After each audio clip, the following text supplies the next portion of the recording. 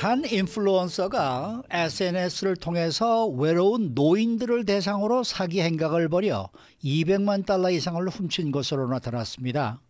이러한 로맨스 스캠 사기는 갈수록 늘어나는 추세이기 때문에 각별한 주의가 요구됩니다. 또 유명 스포츠웨어 브랜드들의 운동복에서 높은 수준의 독성 화학 물질이 발견이 됐습니다. 이 물질은 암을 비롯해 심혈관 질환, 비만, 천식 등과도 연관이 되어 있기 때문에 경고가 나오고 있습니다. 이채원 기자. 네, 안녕하십니까.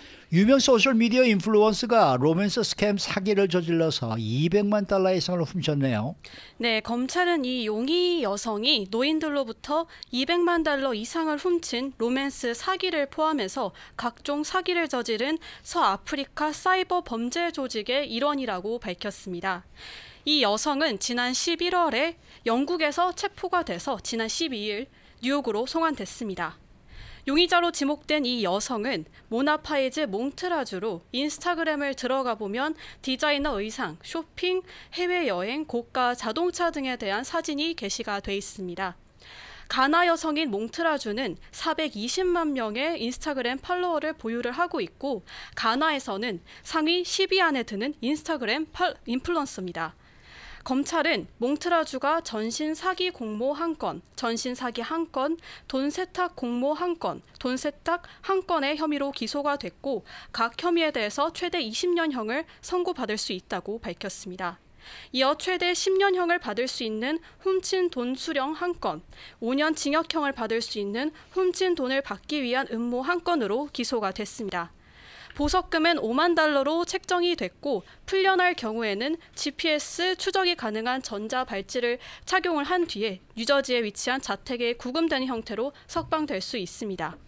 CNN은 몽트라주의 변호사 아담 코르테즈와 이메일을 주고받았는데 변호사는 무죄를 주장했고 정부 측 주장에 대한 자세한 내용을 기다리고 있다면서 더 이상의 언급을 거부했습니다. 네. 200만 달러 이상을 훔쳤는데 보석금은 5만 달러밖에 안 되니 이건 뭐 누구든지 다 나올 수 있는 거 아닙니까? 네. 그런데 어떻게 해서 그 피해자들에게 접근할 수가 있었을까요?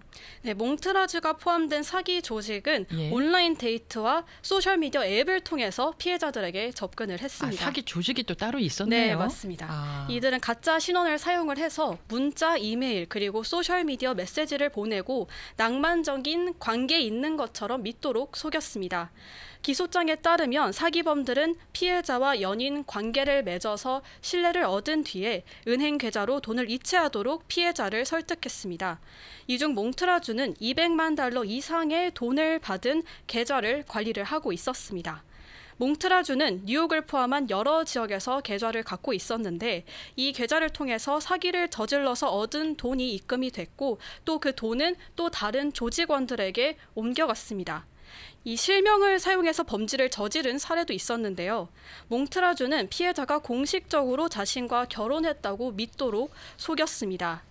피해자에게 가나에서 결혼을 했음을 보여주는 부족 결혼 증명서를 보낸 건데요. 사문서 위조 이런 것도 포함이 되겠는데요. 네, 그렇습니다. 부족 결혼 증명서가 포함이 됐는데 피해자는 가나에 있는 몽트라주 아버지의 농장으로 82번 총 8만 9천 달러를 송금을 하도록 설득당했습니다. 또 2018년 11월에는 또 다른 피해자로부터 최소 19만 5천 달러 상당의 수표를 받은 것으로 추정이 되는 상태입니다. 몽트라주와 조직원들은 주로 나이가 많고 연애 상대를 찾는 이들을 노렸습니다. 법원 자료에 따르면 이들 사기에 당한 피해자들 상당수는 혼자 사는 나이 든 사람들이었습니다. 근데 이런 로맨스 사기가 갈수록 기승을 부리고 있는 것 같아요. 이게 얼마나 지금 현재 얼마나 심각한 상황입니까? 네, 지난 2021년에는 2020년보다 80% 증가한 5억 4,700만 달러 손실을 입었습니다. 그러니까 1년 사이에 거의 2배가 뛰었다는 얘기 아닙니까? 네, 그렇습니다. 그리고 근데 이 로맨스 사기가 갈수록 또 심각해지면서 2021년 피해액에서 138%가 또 증가를 해서 지난해에만 13억 달러가 보고됐습니다. 2018년 1억 4,500만 달러와 비교를 하면 9배나 늘어난 수치입니다. 또 피해자 수는 7만 명에 달했습니다. 연방공정거래위원회 FTC는 인당 평균 손실액은 4,400달러라고 밝혔습니다. FTC는 이어서 로맨스 스캠은 지금 가장 빠르게 성장하고 있는 사기 유형 중 하나라고 밝혔습니다. 이 사기범들은 최근 몇 년 동안 암호화폐, 기프트카드 등으로 돈을 받으면서 다양한 방식으로 진화를 했는데요. 연방수사국 FBI는 사기범들이 로맨스 사기를 저지를 때 특히 노인들을 타겟 삼는다고 말했습니다. 네, 로맨스 스캠 피해가 가장 많은 지역은 어느 지역인가요? 네, 주별로 살펴보면 네. 캘리포니아주가 피해자가 2,189명, 피해액이 총 1억 5,810만 달러로 1위를 기록했습니다. 이어서 텍사스, 플로리다, 뉴욕, 애리조나, 버지니아, 워싱턴 등이 뒤를 이었습니다. 1인당 평균 피해액 규모도 캘리포니아주가 72,239달러로 가장 많았습니다. 이 로맨스 사기는 정부가 주의를 당부를 하고 있고 넷플릭스 등 다큐멘터리를 통해서 방영이 되는 등 관심을 모으고 있는데도 불구하고 로맨스 사기의 규모는 전례 없이 커지고 있습니다. 네, 그런데 1인당 평균 피해 규모가 캘리포니아주가 72,000달러라고 그러면은 이 피해를 당한 분들이 어느 정도 경제적인 여유가 있다는 얘기네요. 경제적인 여유가 있는 듯한 보이는 사람에게 접근을 하겠죠. 아, 그렇게 되는 건가요? 네.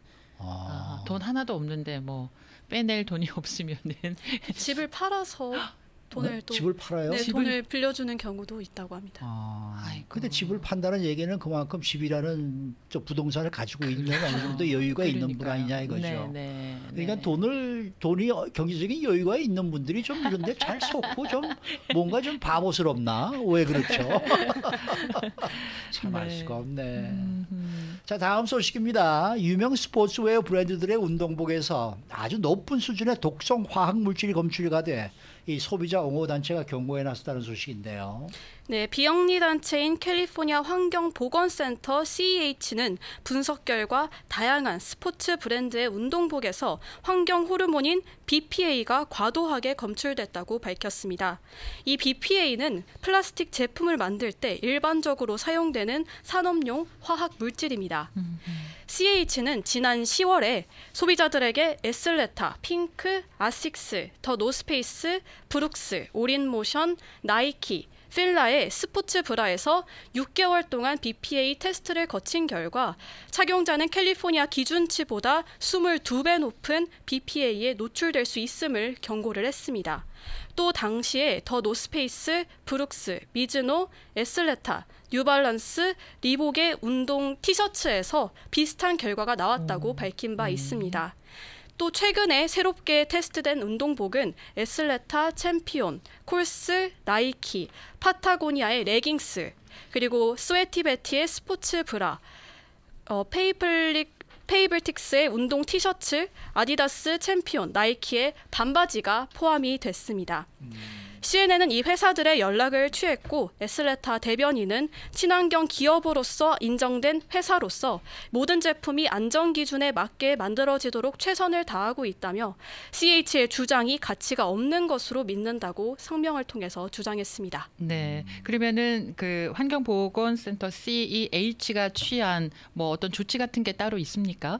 네, 우선 CEH는 지난해 10월 8개 이상의 브랜드에 레깅스, 반바지, 스포츠 브라, 셔츠 등에서 BPA가 캘리포니아가 설정한 기준치보다 많게는 40배 이상 검출이 됐다며 경고한 이후에 법적 공지를 보냈다고 말했습니다.